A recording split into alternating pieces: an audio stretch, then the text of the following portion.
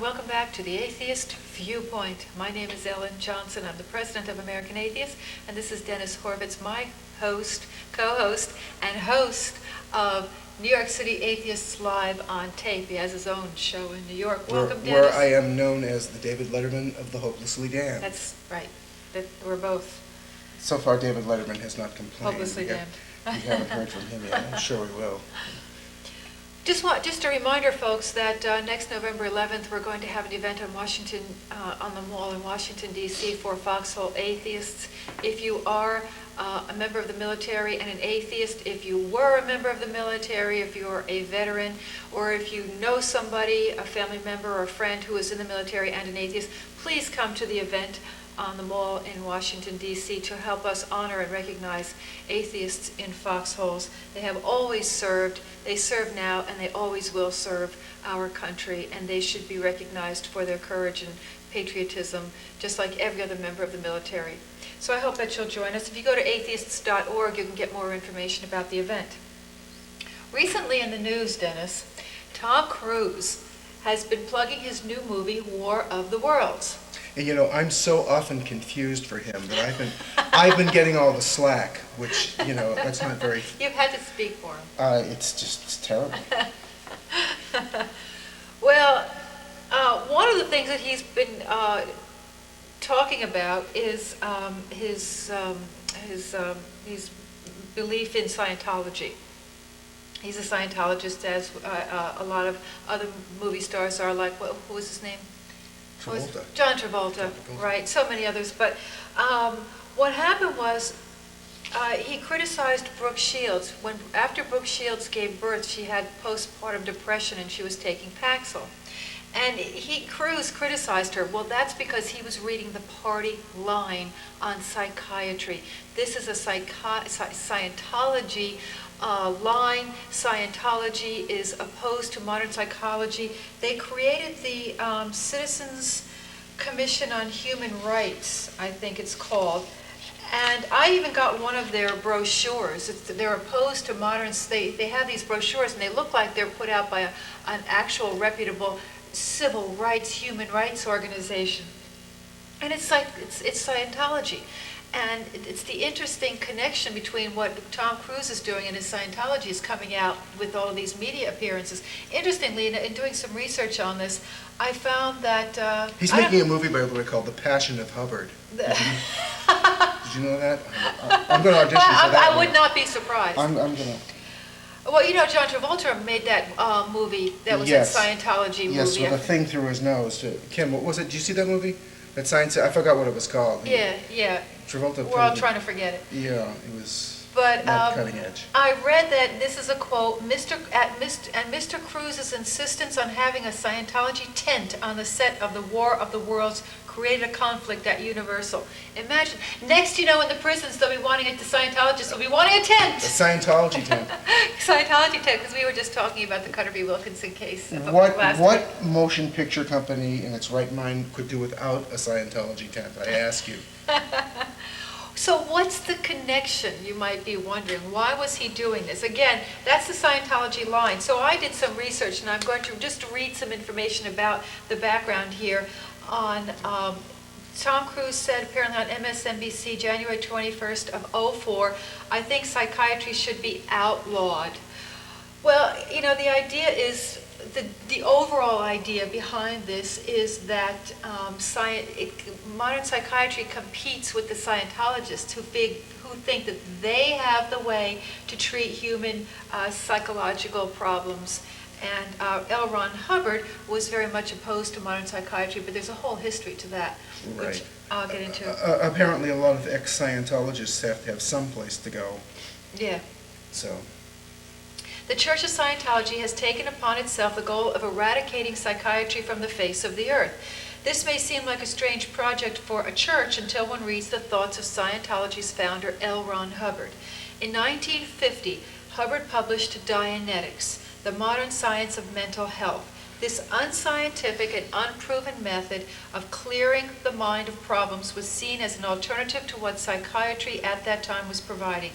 At first, Hubbard did not consider himself in competition with psychiatry. In fact, had sought psychiatric help himself earlier. But Dianetics was rejected by the psychiatric community, and Hubbard gradually became more and more irate at the profession.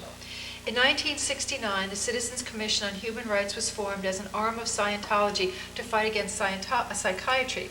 In 1993, CCHR was granted tax-exempt status in a secret IRS agreement with the Church of Scientology. CCHR and Scientology continued to attack psychiatry. L. Ron Hubbard, as for some of you who don't know, was a science fiction writer before he started Dianetics in 1950 and Scientology in 1953. In 1940, he wrote, quote, "The Indigestible Triton," end quote. In a foreword to this fictional work, he wrote about psychiatry, stating, "The fact that psychiatry has succeeded in healing but a small percentage of the known ills of the mind rather indicates that the subject is not as yet ready for its place among the sciences for all its brave efforts to style itself." Hubbard bemoaned that psychiatrists would ignore unusual cases as simply delusional, and that every pioneer of knowledge has been judged insane in the initial stages of his work. Well, that's a broad generalization, and Yeah. where's his background, where's his backup information for making that statement? I mean, I see that kind of sweeping statement all the time in regard to evolution and other aspects of science that conflict with religion. You know, well, all scientists are, most scientists are now rejecting evolution. You know, well, where do they get this information? Well, this is what was, the following was written by L. Ron. Hubbard, he wrote the Veterans Administration for help in 1947, and this is a quote from what he wrote, and apparently this is what triggered his animosity towards psychiatry. Right, but he also makes the statement, the fact that psychiatry has succeeded in healing but a small percentage. Right. Well, what does he mean by that? Where's that information? Well, he's angry. Yeah. He's just one of those people who are miffed, and he's just going to lash out and attack Sure. it. So he wrote in this letter to the VA, he wrote, quote, "After trying and failing for 2 years to regain my equilibrium in civil life, I am utterly unable to approach anything like my own competence. My last physician informed me that it might be very helpful if I were to be examined and perhaps treated psychiatrically or even by a psychoanalyst. Toward the end of my service, I avoided out of pride any mental examinations, hoping that time would balance a mind, which I had every reason to suppose was seriously affected. I cannot account for nor rise above long periods of moroseness and suicidal inclinations, and have nearly come to realize that I must first triumph above this before I can hope to rehabilitate myself at all." Well, that makes sense. In other words, he's got to rehabilitate himself before he can rehabilitate himself. Yeah. The next year, Hubbard was promoted... I'm joining, excuse me, folks. My work here is done. The next year, Hubbard was promoting his invention, Dianetics. This was Hubbard's unscientific method of handling mental problems. In 1950, Hubbard published the book Dianetics, The Modern Science of Mental Health. While the methods were an alternative to psychiatry, they could be used by psychiatry. With the techniques presented in this handbook, the psychiatrist, psychoanalyst, and intelligent layman can successfully and invariably treat all psychosomatic ills and inorganic aberrations. That's a synopsis from Dianetics, the 6th printing, page 9. Hubbard that same year in a lecture noted that Dianetics should not be working on a psychotic, quote, "without liaison with some properly authorized gentleman of the medical profession and without having a sanitarium close to hand," end quote. But also in 1950, the American Psychological Association wrote to its members that they should refrain from using Dianetics. Quote, "While suspending judgment concerning the eventual validity of the claims made by the author of Dianetics, the association calls attention to the fact that these claims are not supported by empirical evidence of the sort required for the establishment of scientific generalizations," and on and on. Hubbard had hoped that psychiatry would see the validity of his theories and embrace Dianetics, but instead the opposite happened. In 1955, Hubbard was writing in scathing terms about psychiatry. Quote, "We are not even vaguely propitiative towards medicine or psychiatry, and we are overtly intent upon assimilating every function they are now performing," end quote. That was Hubbard from the Professional Auditor's Bulletin number 53, called Ownership. That was in 1955. Also in 1955, Scientology chose to attack the Alaska Mental Health Act. Alaska at that time was not yet a state and was sending its mental patients to Oregon for lack of their own facilities. A bill was proposed in the U.S. Congress to provide funds to create and maintain psychiatric facilities in Alaska. 1 million acres would be set aside to provide future funding for treatment. Hubbard received a telex about this bill from a Scientologist asking for instructions on what action to take, and he wrote, House Bill 6376 passed January 18th, stop. Goes Senate next week, stop. Bill permits admission of person to mental institution by written application of interested persons before judicial proceedings are held. Dispenses with requirement that patient be present at hearings. Anyone can be excluded from hearing. Bill pertains to Alaska at moment. Bill sets up 1 million acres, Siberia and Alaska for institutions. Letter and bill follows. What action you want taken. I don't know what that means. Yeah, it was a telex, so it was abbreviated. Sorry about that. It was a little choppy. Yeah.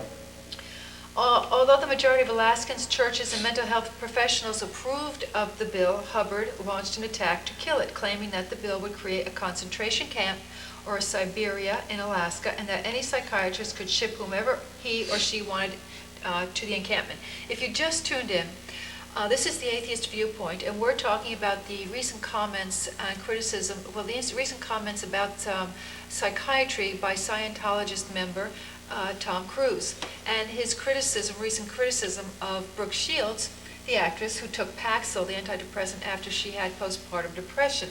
So we're talking about the connection between psychiatry and its attack on Scientology and its attack on psychiatry through the use of this Citizens Commission on Human Rights. Right. Yeah.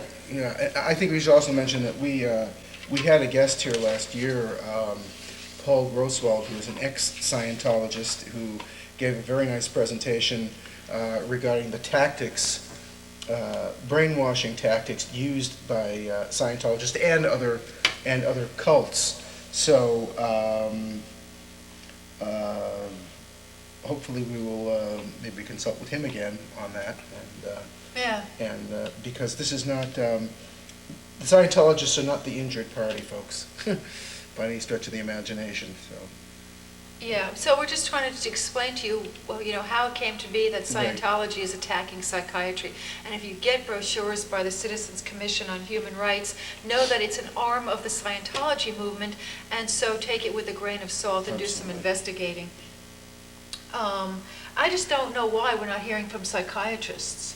I mean, a lot of people are afraid of the Church of Scientology, because they'll just run you into the ground. Yes, they're very wealthy and have lots of money. And they're kind of scary, just like... Scary. Yeah, so maybe that's what it is.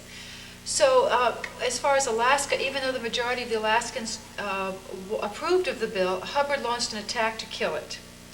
And the next year, Hubbard's attacks made a great leap and claimed that psychiatry had been messing things up since the beginning of time. Quote, by now, if you really want to make one worse, I'm afraid that you have to go in for mechanical assists. The best one I know is to take a sheet of glass and put it in front of the very clear glass, which is super cooled, preferably about 100 degrees centigrade. You got that? Super cooled, And then put the pre-clear right in front of the super cooled sheet of glass and suddenly shove his face into the glass. Now that's pretty good. I mean, that was developed about 5 billion years ago by a whole-track psychiatrist. Well, is that all it takes? Well, anybody would criticize that treatment. I mean, all right, by 1964, Hubbard was accusing psychiatrists of being murderers. Quote, and such a PC must be able to talk before anything else can happen. PCs can be ruined by someone who doesn't grasp that simple fact. Psychiatrists, failing to grasp it, murdered several million people, so it's no light matter. 33 1/3% of all psychoanalytic patients are said to have committed suicide in their first 3 months of treatment. Where's his information? Where's his backup information? Well, come on. I mean, he's L. Ron Hubbard. Hubbard continued on with his attacks on psychiatry, blaming them for more and more of the universe's ills. Psychiatry and mental health was chosen as a vehicle to undermine and destroy the West. L. Ron Hubbard wrote, psychiatrists have a real stake in destroying Western capitalism. Yeah. Well, he's just an angry man. He's lashing out. Okay. In 1994, the Citizens Commission on Human Rights sponsored a book titled Psychiatrists, the Men Behind Hitler. And part of it stated, quote, all the atrocities and mass murders that Hitler inspired can only be understood if the researcher starts with the assumption that behind Hitler stood certain manipulators who not only encouraged the brutalities, but actually justified them. Quote, from there flows the fact, now documented and not open to dispute, that Hitler's philosophy and his concept of man in general was shaped to a decisive degree by psychiatry, page 8. The book's major thesis is that psychiatry caused the Holocaust by giving Hitler and his henchmen the necessary foundations for their actions. Okay, you get the point, right? No reference is given. No evidence. I mean, this is his rantings, and this is what he says. If you don't believe what we're saying, go on the internet or go get the books and read for yourself and do some research into the background of L. Ron Hubbard and find out for yourself if you do, if you don't agree with what we have to say or if you think that we're wrong. But that's the connection between Tom Cruise and his criticism of poor Brooke Shields, who, by the way, is probably she's feeling a lot better. Darn those psychiatrists with darn that Paxil, it made her feel better, and she's all better now. Go figure. It worked. It doesn't work for everybody, but, it worked for her. Okay. Salt Lake City, Utah story. This is from the Associated Press. Saying it wouldn't upset anyone except atheists, Senator Chris Butars proposes requiring public schools to teach divine design alongside evolution. Divine design is the same as intelligent design. Okay, that's creationism. And we're not talking about interior decorating, folks. And the only people who would be upset about that would be atheists. I mean, scientists and everybody else, rational people, wouldn't be upset about that. Divine design. Adults might be. Adults might be. Well, kids might be. Anybody. Anybody over 13. He says divine design doesn't preach religion. He said the West Jordan Republicans said the only people who will be upset about this are atheists. That would be sad. Supporters of intelligent design say nature is so complex that it could not have occurred without the guidance of a higher power. Some school officials believe teaching divine design could violate the principle of separation of church and state. You think that could happen? Because it is creation. It is the Bible. It's the Genesis story, and it's Adam and Eve. Right. Creationism, and that's the problem that they have with evolution. Is that it undermines, of course, the biblical story of creation. It's man's downfall. It's eating the apple. It's the talking snake. The forbidden fruit. It's you could only go to Jesus. You could through the what is it? You're Jewish. I'm sorry. No. Without the fall of man and the redemptive nature of Jesus. That's right. That's it. You can't go to heaven. You can't have eternal life. Well, without the fall of man, that invalidates the whole purpose for Jesus coming and dying and sacrificing. There would be no need for Jesus. That's right. So evolution undermines the whole need for Jesus to save us because of the fall of man. Right. And let me just say this too, is that I'm constantly in arguments about this, and the accusation is that evolution teaches disbelief in God. Well, that's not really what evolution teaches. Evolution it's not necessary for God to even come into the equation. Well, that's what they mean. But it's the absence of that. It's the absence of God that to some people is the same as teaching that there's no God.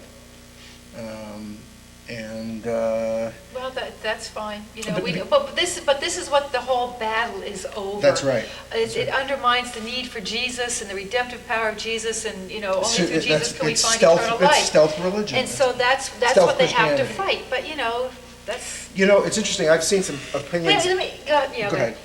No, And this is why, you know, in the next show, we're going to, well, one of the next two shows, we're going to talk about evolution and some of the claims against it, the distorted, you know, ideas about it. But yet, people who debate creationists fall into the trap of defending evolution instead of attacking creationism. Right. Make the person you're talking to defend the talking snake. right. Make them defend the 7 days where there was green, where there was grass and everything, plant life, but no sun. Right. Make them defend the biblical account of creationism. Don't let them put you on the defensive. Make them explain their religion, and they won't do it. They can't do it. So, but this is the trap we fall into. If anything, if you're going to defend any Bible character, defend the snake. It's the only one who had the right idea. Yeah, we love that snake. We love that snake. I'm sorry, what were you going to say when I interrupted you? Do you remember? Or I don't know. Did I make you forget? I don't know. It was brilliant. It's too bad. Yeah. All right, well, we got a couple of minutes. I'm so sorry. But, That's you know, all right. that's what just irks me is that here, you know, what they do is they attack evolution. Mm-hmm. And they get us, people are all caught up in defending evolution. Meanwhile, they've got this free ride to promote creationism, and nobody ever makes them defend it. Make them defend it. Okay? The other thing is they'll say, well, it's an equal theory. It's an equal... Isn't that interesting? God is now a theory. God is a theory, and they admit it. God is only a theory. So, you know, we have to take back the control of the debate here. I'll just say, this is something, I remember what I was going to say before. This is something in following some of these discussions.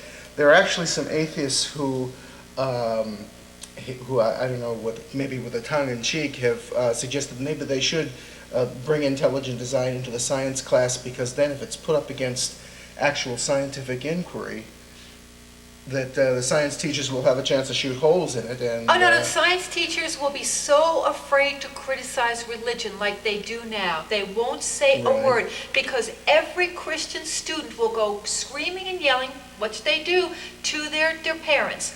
The parents will go to the local churches. The churches will hire these right-wing Christian law firms, and they'll swoop down in those schools, and they will attack the teachers. The teachers are afraid to say anything in the public schools. They are afraid to say anything. That's why we have this problem. You know, they should be defending the curriculum. They should be criticizing creationism, and they, you know. But meanwhile, I'm just going to get my glasses here for my intelligently designed eyes. Which, by the way, evolved several times. According to evolution, the eye developed several times Yes. in several different areas in the development of life. Because God couldn't get it right the first time? Apparently, well, that's why he needs a Messiah, because he to find who didn't get it right the first time. Now he's got to have send a flunky to fix it. So. So back to the story on Utah. Scott Berryessa, president of the Jordan Education Association, said he more often gets complaints from students and families upset that divine design is mentioned in the classroom. It is mentioned in the classroom, but should be mentioned in a comparative religion class. And those people who are complaining, don't just send him complaints. Write your Congress people, write your senators, write the president, write anybody, write your school board. Don't just carp about it. Organize. Yeah, join us too. Join us. But if either theory is shortchanged, again, theory, God is just theory. If either theory, I love that, is shortchanged on exposure in Utah schools, it would probably be the theory of evolution. Berryessa said, teachers wish that our legislature would stop micromanaging the process of education, especially when it comes to issues as personal as these. Go ahead, teach creationism and intelligent design, but teach it in a comparative religion class with all the other creation stories. Right. Okay, fine. American Atheist wants our children to learn all of the creation stories. That's There good. isn't just one. There's a whole host of them. The Chinese egg theory, the this theory, the that theory. I can't keep up And with them. there's the one I'm going to make up this weekend. So. I want that included too. So, And it'll be better and more fun than all the others, I promise. we'll talk about it. Yeah. So that's where we stand on evolution, and maybe we'll talk about some of the... Yeah, we're out of time? Oh, Next time we'll go over some stuff. to address some of the claims against evolution by creationists. Okay, we'll take the other side, but I think we did a good job on creationism right here. Right. So thanks for watching The Atheist Viewpoint. I hope you'll join us next week, the same time, same station. And thank you, Dennis. You will. Bye, everybody.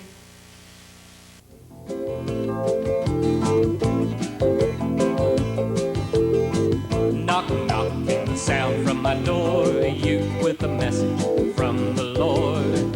Jesus loves you, yes I'm sure, but I'm not falling anymore. You're trying to save my soul with your washed out eyes, offering me real estate up in the skies. Don't be offended by a word to the wise, but I'm not falling anymore.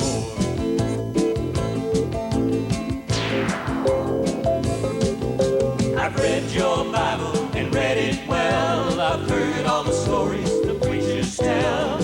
What kind of saints would create a hell? I'm not falling anymore. Can't you get free from the jail inside? You sold your own mind for a place to hide. Break your slave chains and cast them aside. Freedom's knocking at your door.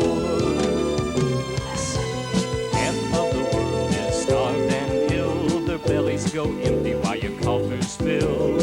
Our land is bleeding and the wounds won't heal, and I'm not falling anymore.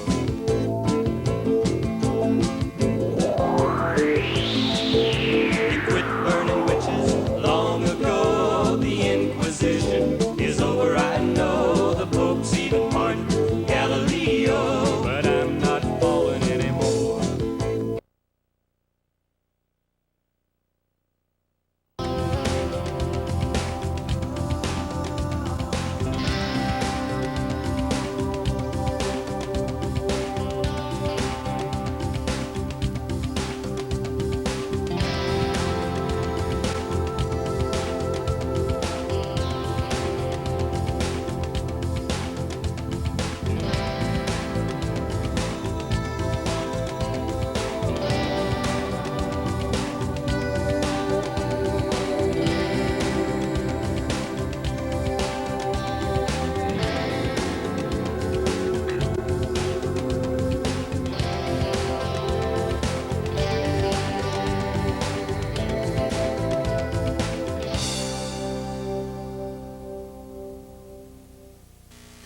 Hello, everyone. Welcome back to The Atheist Viewpoint. My name is Ellen Johnson. I'm the president of American Atheists, and this is Dennis Horvitz, my co-host and the host of New York City Atheist Live on Tape. Welcome back, Dennis. Thank you. Welcome, everybody. Today we want to talk about evolution. We don't usually get into it, and we're not experts on it, although, Dennis, you probably are better at this than I am. Well, I get into arguments, let's put it that way. Well, last week we talked briefly about creationism. So we thought we would go to the experts at Scientific American magazine, and they have 15 answers to creationist nonsense, they call it. So bear with us. Since we're not experts, we're going to read the comment that the creationists often give. This is the general stuff, not the really in-depth, detailed stuff, but the general comments that you hear most often, and then answer them from scientificamerican.com. Right, and the whole premise of this is it was an answer to more or less the fact that so many people are uninformed about evolution and the processes and the thought behind it and the work that has been done with it and the justification for it. So they prepared 15 answers to creationist nonsense. And if you're an expert on this, turn the channel. You don't have to, but if you want to know a little bit more about evolution, stay tuned. Yeah, or even contact us with your refined information. If you have more information, please. If you are an expert and you want to be on the show, Please. come on. We'd love to have you come in Absolutely, and explain it better. absolutely. Dennis, why don't you start with the first comment? Well, okay. So one of the first examples of creationist nonsense is the statement that evolution is only a theory; it is not a fact or a scientific law. And it says here, many people have learned in elementary school that a theory falls within the hierarchy of certainty. It's above a mere hypothesis, but below a law. But scientists, or people will say, well, I have a theory that, or evolution is only a theory, blah, blah, blah, meaning there's no validity to it and there's nothing solid behind it. It's just a guess. And in fact, scientists do not use the term theory in that way.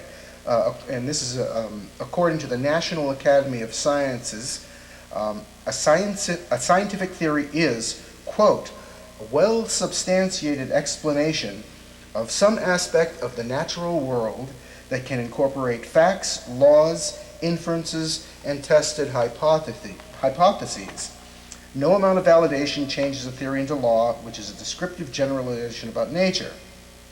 So when scientists talk about the theory of evolution, or the atomic theory, or the theory of relativity for that matter, they are not expressing reservations about its truth, which is one of the excuses that, childish excuses that we hear all the time. And in addition to the theory of evolution, meaning the idea of descent with modification, one may also speak of the fact of evolution.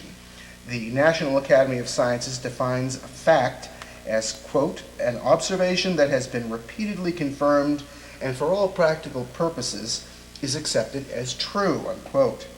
The fossil record and abundant other evidence testify that organisms have evolved through time. Although no one observed those transformations, the indirect evidence is clear, unambiguous, and compelling.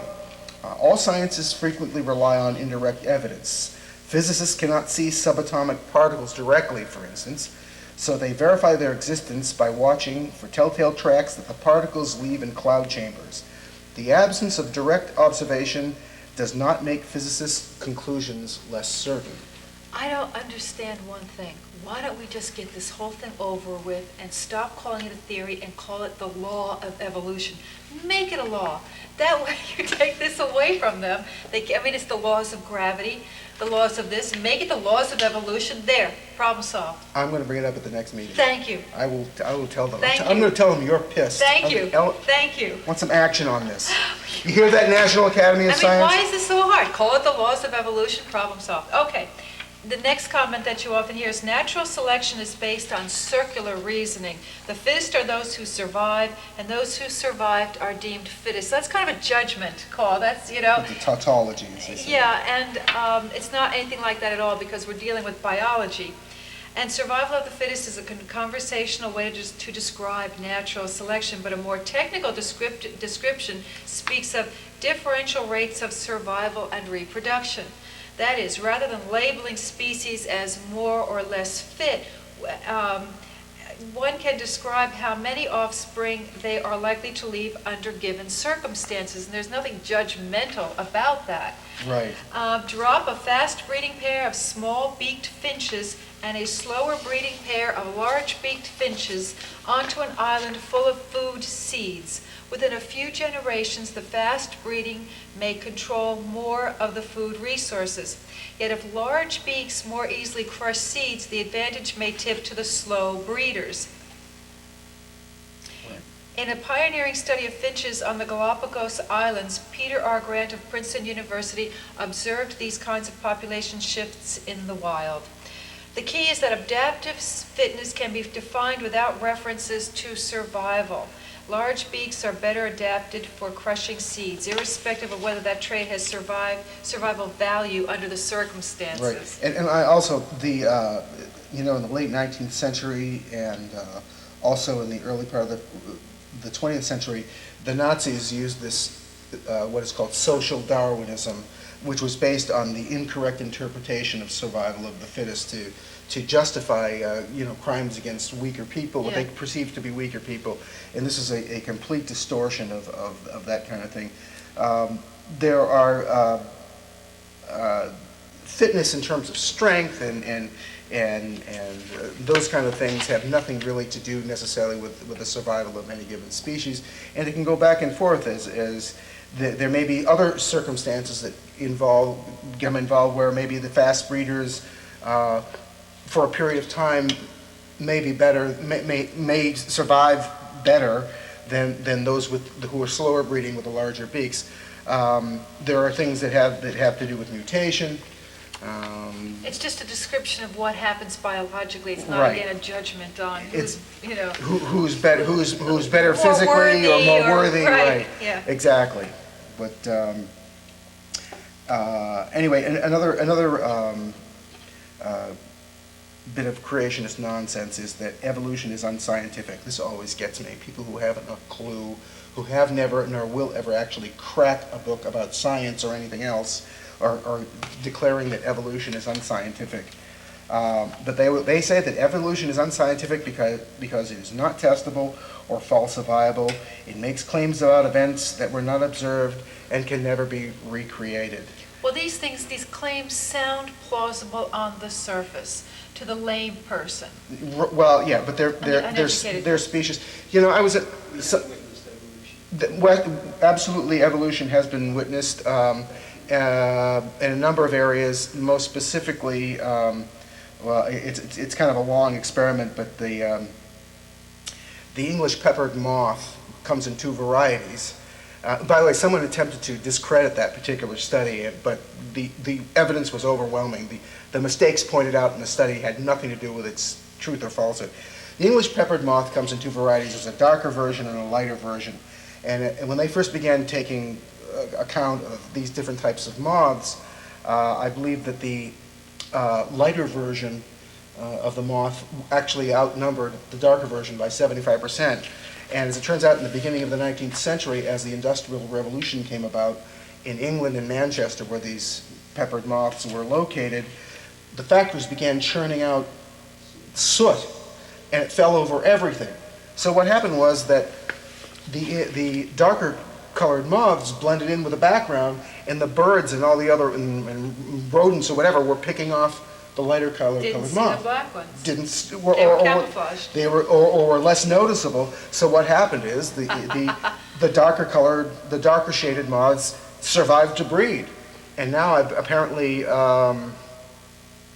the darker shade are actually it's almost completely reversed. I think it's like 75% dark as opposed to 75% lighter. They died of lung cancer, That's however, but probably still, what it was. they had their hype. The English pepper moths have been known to be heavy smokers. They got asbestos poisoning. So, but anyway, that's one example of, and there was an experiment done to test this whole thing, and this was done within the time of human observation. It was verified on a number of areas.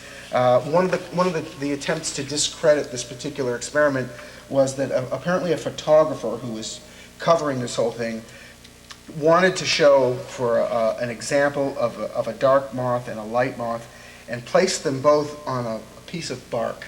Yeah. Just kind of was more of an artistic decision.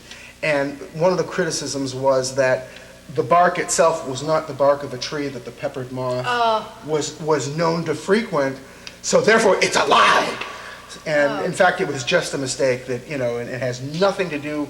Another thing was that over the course of releasing moths back into captivity, the number of released were increased. So they say, therefore, because the number of released were increased, therefore the number were caught of a certain kind were caught increased, and that more or less fudged the findings, which had absolutely nothing to do with anything. So, and then there was supposed to be some communication between the person who was making the experiment and a mentor, and that it was deliberately, supposedly, this person was telling this other person to fudge the experiment, and in fact they pinpointed it. So the letter suggesting that more moths be released in this particular experiment, in fact, didn't arrive until after that particular phase had been done anyway. So even if it had been a deliberate attempt, it wouldn't have made any difference. But the English peppered moth is a very famous. If you want to find out more information, just go into Yahoo or Google or whatever, or a search engine, and just type in peppered moth, and you should, Well, I guess that answers number 3. Yeah, that more or less. We'll go to number 4. Right. Increasingly, scientists doubt the truth of evolution. No evidence suggests that evolution is losing adherents. Pick up any issue of a peer-reviewed biological journal and you will find articles that support and extend evolutionary studies or that embrace evolution as a fundamental concept. Conversely, Serious scientific publications disputing evolution are all but non-existent. In the mid-1990s, George W. Gilchrist of the University of Washington surveyed thousands of journals in the primary literature, seeking articles on intelligent design or creation science. Among those hundreds of thousands of scientific reports, he found none. In the past 2 years, surveys done independently by Barbara Forrest of Southeastern Louisiana University and Lawrence M. Krauss of Case Western Reserve University have been similarly fruitless. Creationists retort that a closed-minded scientific community rejects their evidence. Well, that's an oxymoron. I mean, you can't be closed-minded and be a scientist. Yet, according to the editors of Nature, Science, and other leading journals, few anti-evolution manuscripts are even submitted. Some anti-evolution authors have published papers in serious journals. Those papers, however, rarely attack evolution directly or advance creationist arguments. At best, they identify certain evolutionary problems as unsolved and difficult, which no one disputes. In short, creationists are not giving the scientific world good reason to take them seriously. Right. Yeah, and I think as in this series of questions here, as segment number 5 goes on to say, the disagreements among even evolutionary biologists show how little solid evidence supports evolution. Well, before I get into the meat of this, that's the scientific method. That's what it's all about. You have a theory, you get up there and you prove it. May it ever be so. That's what it is all about. There will always be some degree of dispute and controversy in science. That is a good thing. It's a healthy thing. It's not too long. I'll just briefly just go through this. Evolutionary biologists passionately debate diverse topics: how speciation happens, the rate of evolutionary change, the ancestral relationships of birds and dinosaurs, whether Neanderthals were a species apart from humans, and much more. These disputes are like those found in all other branches of science. Acceptance of evolution as a factual occurrence and a guiding principle is nonetheless universal in biology. And unfortunately, dishonest creationists have shown a willingness to take scientists' comments out of context, to exaggerate and distort the disagreements. And of course, I think many of you may be familiar with the disagreement that Stephen Jay Gould of the late Stephen Jay Gould of Harvard University had with Richard Dawkins. And Stephen Jay Gould said that, put forth the theory of punctuated equilibrium, meaning that it points evolution happened a lot faster, whereas Dawkins, I think, says it occurred over a slower period of time. But they were friends, and it was a friendly disagreement, and neither one of them questioned the validity of evolution. And anyone acquainted with the works of paleontologist Stephen Jay Gould of Harvard University knows that in addition to co-authoring the punctuated equilibrium model, Gould was one of the most eloquent defenders and articulators of evolution. And as I mentioned, punctuated equilibrium explains patterns in the fossil record by suggesting that most evolutionary changes occur within geologically brief intervals, which may nonetheless amount to hundreds of generations. Yet creationists delight in dissecting out phrases from Gould's voluminous prose to make him sound as though he had doubted evolution, and they present punctuated equilibrium as though it allows new species to materialize overnight or birds to be born from reptile eggs. When confronted with a quotation from a scientific authority that seems to question evolution, insist on seeing the statement in context. Almost invariably, the attack on evolution will prove illusory. This goes on all the time. I've seen Gould quoted against evolution, which is, if it isn't like slimy, it's ridiculous. It's absolutely out and out stupid, pathetic. Here's a good comment. This is a good one, yeah. Yeah. Next one. If humans descended from monkeys, why are there still monkeys? The answer is, this surprisingly common argument reflects several levels of ignorance about evolution. The first mistake is that evolution does not teach that humans descended from monkeys. It states that both have a common ancestor. The deeper error is that this objection is tantamount to asking, if children descended from adults, why are there still adults? New species evolve by splintering off from established ones when populations of organisms become isolated from the main branch of their family and acquire sufficient differences to remain forever distinct. The parent species may survive indefinitely thereafter, or it may become extinct. Right. Of course, I gave my remark about the monkeys before, but that was off camera, folks. Write me. Anyway, evolution cannot explain how life first appeared on Earth. Oh, I get this all the time. Well, I'm sure as it will explain here, the origin of life remains very much a mystery. But biochemists have learned about how primitive nucleic acids, amino acids, and other building blocks of life could have formed and organized themselves into self-replicating, self-sustaining units, laying the foundation for cellular biochemistry. Astrochemical analysis hint that quantities of these compounds might have originated in space and fallen to Earth in comets, a scenario that may solve the problem of how those constituents arose under conditions that prevailed when our planet was young. And creationists sometimes try to invalidate all of evolution by pointing to science's current inability to explain the origin of life. But that is a whole different subject anyway. That's abiogenesis, which is not evolution. Evolution describes the development of life. It never attempted to take on the origin of life, and that's one of the slimy little things that they use. But if you look at the Bible, that doesn't do a better job of explaining the origin of life either. Right. The answers are going to come from biology. But I'm still on the side of the serpent. Yes. Okay, if we can elect a snake to a government position, well, anyway, that's a whole other show. Are you done with yours? Oh, I don't think so. Where have I heard that? Okay. Creationists sometimes try to invalidate all evolution by pointing to science's current inability to explain the origin of life. But even if life on Earth turned out to have a non-evolutionary origin, for instance, if aliens introduced the first cells billions of years ago, which I'm sure they did, folks. Well, L. Ron Hubbard? Sure. Evolution since then would be robustly confirmed by countless microevolutionary and macroevolutionary studies. Got that? There'll be a Right. quiz later. There will be. Okay, next one. Mathematically, it is inconceivable that anything as complex as a protein, let alone a living cell or a human could spring up by chance. Okay, the answer. Chance plays a part in evolution. For example, in the random mutations that can give rise to new traits. But evolution does not depend on chance to create organisms, proteins, or other entities. Quite the opposite. Natural selection, the principal known mechanism of evolution, harnesses non-random change by preserving desirable adaptive features and eliminating undesirable non-adaptive ones.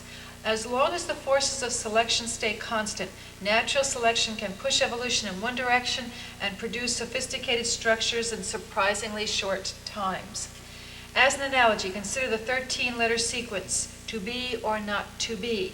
Those hypothetical million monkeys, each pecking out one phrase a second, could take as long as 78,800 years to find it among the 26 to the 13th power sequences of that length.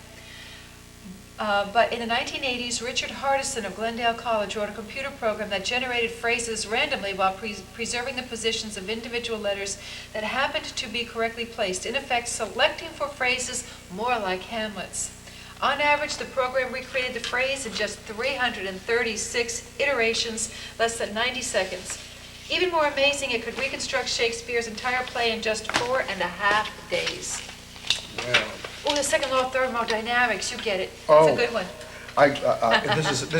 This is great. How much time do we have, Tim? 5 minutes. We have 5 minutes? Okay. 4. 4 minutes, okay. The second law of thermodynamics says that symptoms must become more disordered over time. Living cells, therefore, could not have evolved from inanimate chemicals, and multicellular life could not have evolved from protozoa. This argument derives from a misunderstanding of the second law. In fact, I think it's more properly known as the second principle of thermodynamics, but I could be wrong about that. In any case, this argument derives from a misunderstanding of the second law. If it were valid, mineral crystals and snowflakes would also be impossible, because they too are complex structures that form spontaneously from disordered parts. The second law actually states that the total entropy of a closed system, one that no energy or matter leaves or enters, cannot decrease. Entropy is a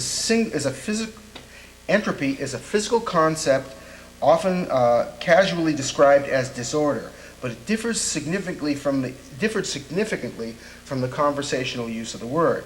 More important, however, the second law permits parts of a system to decrease in entropy as long as other parts experience an offsetting increase. Thus, our planet as a whole can grow more complex because the sun pours heat and light into it, and the greater entropy associated with the sun's nuclear fusion more than rebalances the scales. Simple organisms can fuel their rise towards complexity by consuming other forms of life and non-living materials. And I've seen the argument that people have tried to use, well, the whole universe is a closed system. Well, even if that's true, as long as energy and information is available, the second law of thermodynamics and evolution will not collide. They will, in fact, be compatible with one another. So there. And nobody has ever seen a new species evolve. Speciation is probably fairly rare and in many cases might take centuries. Furthermore, recognizing a new species during a formative stage can be difficult because biologists sometimes disagree about how best to define a species. The most widely used definition, Mayer's biological species concept, recognizes a species as a distinct community of reproductively isolated populations. Whoa! Okay, sets of organisms that normally do not or cannot breed outside their community. In practice, this standard can be difficult to apply to organisms isolated by distance or terrain or to planets, and of course fossils do not breed. 1 minute. Biologists therefore usually use organisms' physical and behavioral traits as clues to their species membership. Nevertheless, scientific literature does contain reports of apparent speciation events in plants, insects, and worms. In most of these experiments, researchers subjected organisms to various types of selection for anatomical differences, mating behaviors, habitat preferences, and other traits, and found that they had created populations of organisms that did not breed with outsiders. For example, William R. Rice of the University of New Mexico and George W. Salt of the University of California, Davis, demonstrated that if they sorted a group of fruit flies by their preference for certain environments and bred those flies separately over 35 generations, the resulting flies would refuse to breed with those from a very different environment. We're down to the last couple of seconds. I hope that helped you even a little bit. If not, check out Scientific American's website and get more information for yourself. See you next week.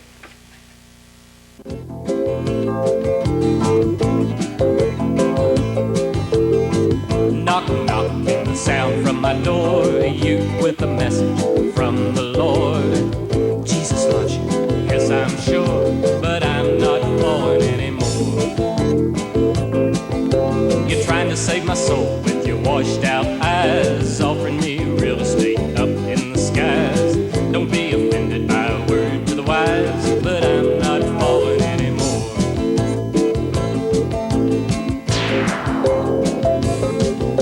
I've read your Bible and read it well. I've heard all the stories the preachers tell. What kind of saints would